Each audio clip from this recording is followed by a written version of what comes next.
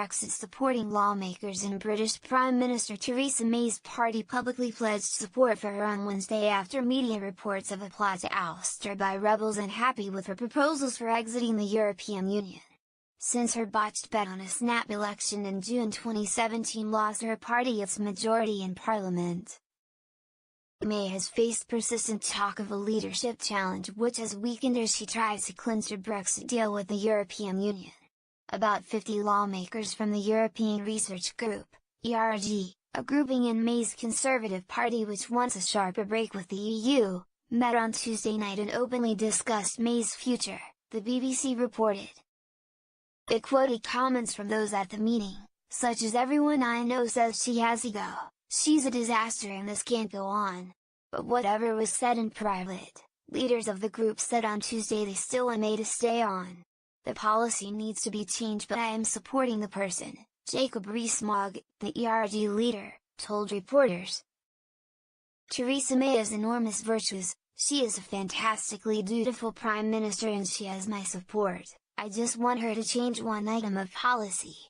May's spokesman said the Prime Minister would fight any attempt to oust her, adding that the government was focused on taking forward her so-called Chequers proposals which he described as the only credible plan for Brexit. May's proposals, named for a country house where they were hashed out in July, call for free trade of goods with the EU, with Britain accepting a common rulebook that would apply to those goods. Eurosceptics in her party say they will leave Britain subject to decisions in Brussels about any input. Former Brexit Secretary David Davis, who quit the cabinet in July over the proposals, told reporters he expected May's government to change course on Brexit after an informal meeting of EU leaders in Salzburg next week. "I disagree with her on one issue," Davis said.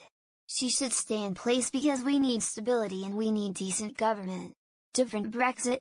My view is they'll end up in a different place," Rees said. After Salzburg, Davis added.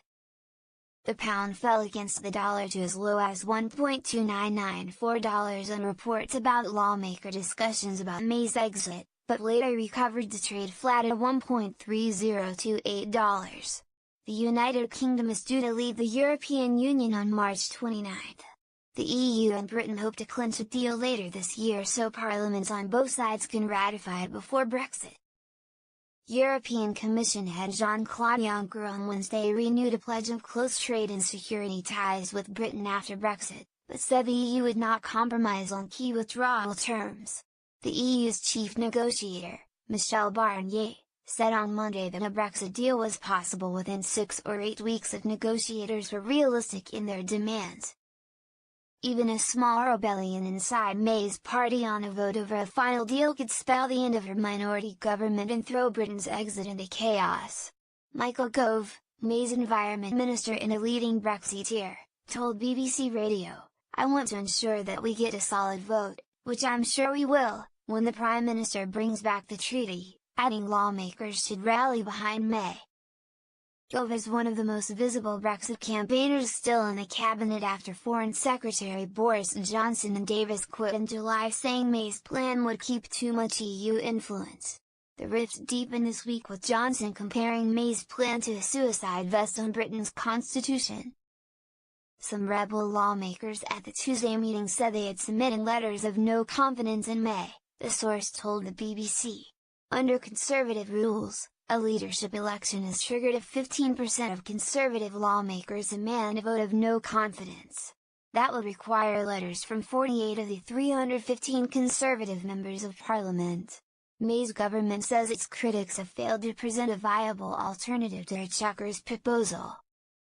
The ERG on Wednesday unveiled its proposal for how Britain can leave the EU without constructing a hard border between Northern Ireland and Ireland, one of the main sticking points in negotiations. The proposal included using customs declarations ahead of travel and inspections of goods before they are shipped. The British government has rejected similar proposals in the past.